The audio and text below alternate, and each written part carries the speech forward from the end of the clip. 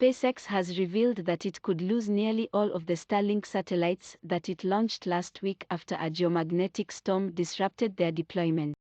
The company said in a post on its website that a day after it deployed 49 Starlink internet satellites on Thursday, February 3, a geomagnetic storm struck Earth's outer atmosphere.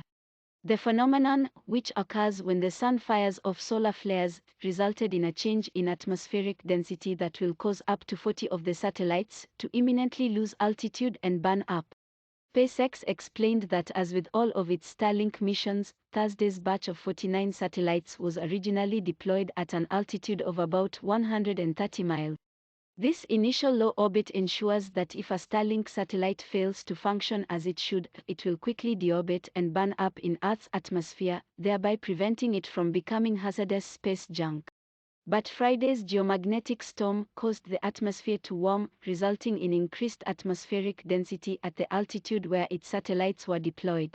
The company said onboard GPS suggests the escalation speed and severity of the storm caused atmospheric drag to increase up to 50% higher than during previous launches.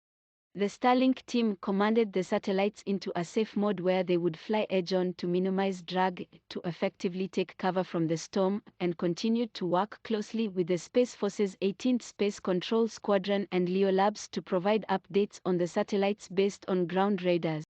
However, data revealed that the increased drag at the low altitudes stopped the satellites from leaving safe mode to begin orbit-raising maneuvers, with as many as 40 Starlink satellites expected to lose altitude and burn up in Earth's atmosphere.